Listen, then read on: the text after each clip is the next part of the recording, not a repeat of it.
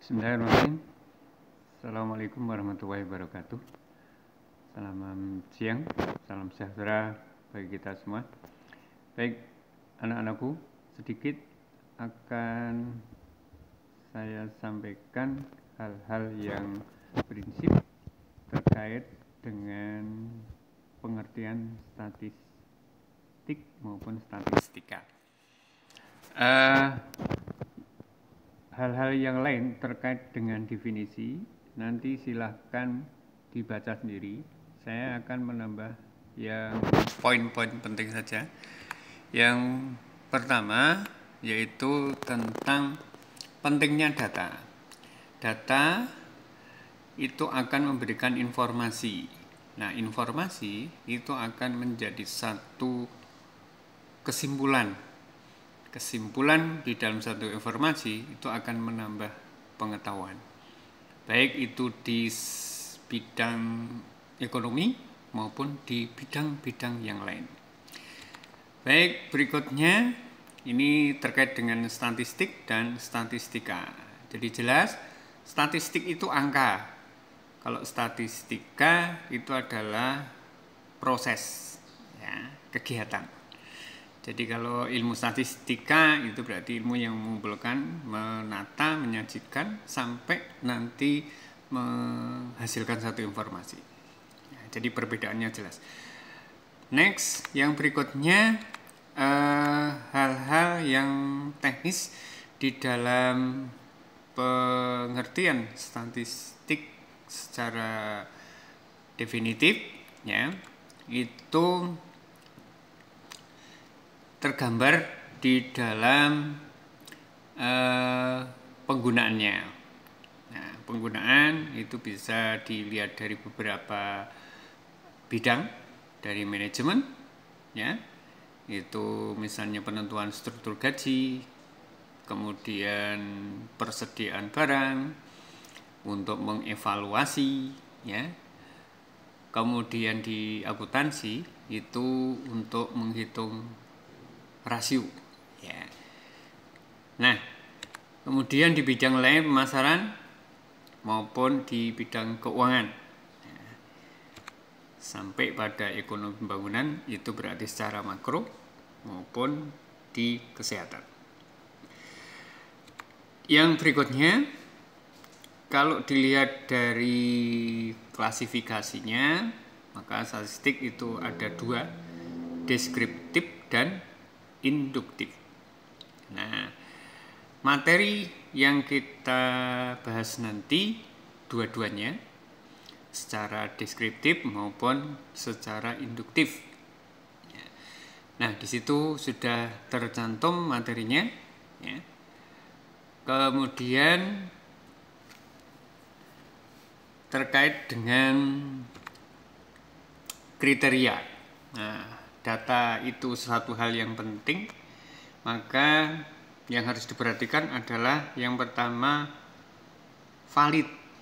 Ya, maka data itu dibutuhkan data yang valid. Valid itu apa? Yaitu menunjukkan derajat ketepatan. Tepat apanya? Jadi antara data yang sesungguhnya, ya, terjadi pada objek dengan data yang dikumpulkan. Jadi kalau Anda meneliti di rumah sakit, ya, maka ya data yang dikumpulkan itu ya data rumah sakit. Anda meneliti di transportasi, maka data yang diteliti adalah ya data-data tentang transportasi. Jadi valid. Ya, valid itu nanti tepat. Ya. Kemudian reliable. Kemudian ini maksudnya adalah konsistensi. Jadi data itu harus dilihat dalam kaitannya dengan waktu, ya, yang kita ambil. Jadi misalnya Anda mengambil data hari ini, kemudian 1 minggu lagi dicek, ya datanya seperti itu, tidak berubah, gitu. Nah, itu namanya reliable, konsisten. Nah, itu yang harus diperhatikan di dalam kriteria data. Oke, next. Data itu sudah jelas pengertiannya. Nah, yang harus diperhatikan adalah bagaimana menggunakan data. Data itu sebagai decision maker atau keputusan. Sehingga kalau datanya salah, maka keputusannya juga menjadi salah. Maka pentingnya itu data. Kemudian data itu kalau di dalam kegiatannya lain itu bisa menjadi planning, perencanaan. Kalau kita merencanakan datanya salah, ya nanti otomatis akan salah. Kemudian sebagai alat pengendalian. Dan yang terakhir sebagai evaluasi. Nah, itu membutuhkan data. Kemudian ini yang saya tekankan, kalau Anda meneliti, mengambil data, maka hal-hal ini harus diperhatikan. Yang pertama adalah objektif. Ya. Jadi ya sebenarnya jangan dikarang, jangan direkayasa. Kemudian yang kedua, representatif atau ya, ini representasi atau mewakili ya, dari objek yang diteliti. Kayak tadi, kalau itu data penumpang, ya yang diambil data penumpang, ya bukan data petugas parkir dan seterusnya. Kemudian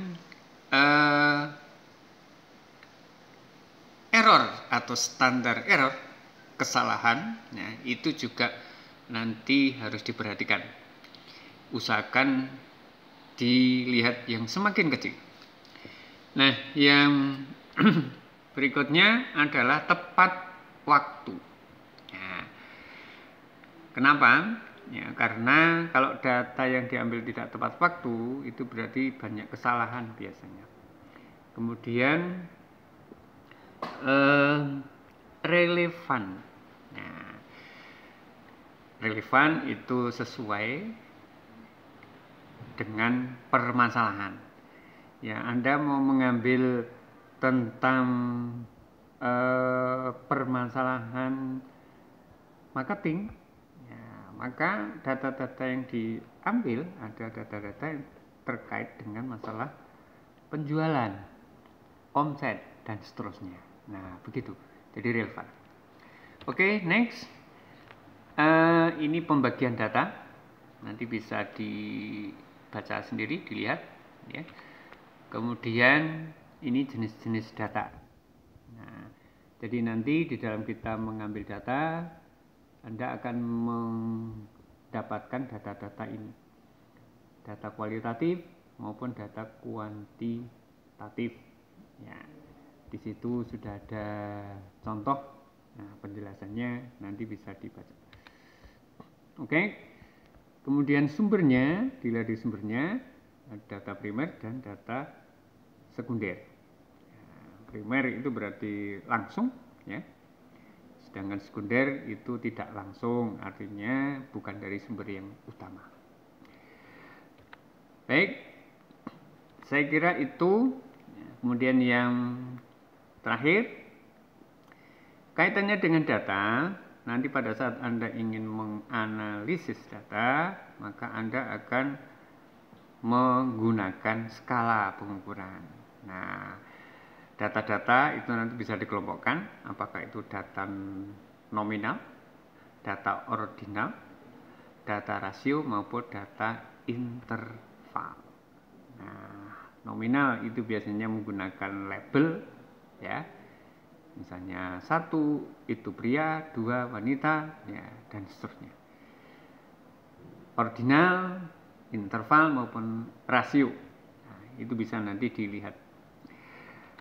Baik, yang terakhir yaitu tentang pengambilan data, karena tidak mungkin kita mengambil data secara keseluruhan, ya. Maka ada dua istilah ini, yaitu populasi dan sampel. Maka di dalam kita meneliti, mengambil data, biasanya tidak harus menggunakan populasi, tetapi bisa juga menggunakan sampel. Boleh menggunakan populasi kalau memang jumlah datanya tidak banyak.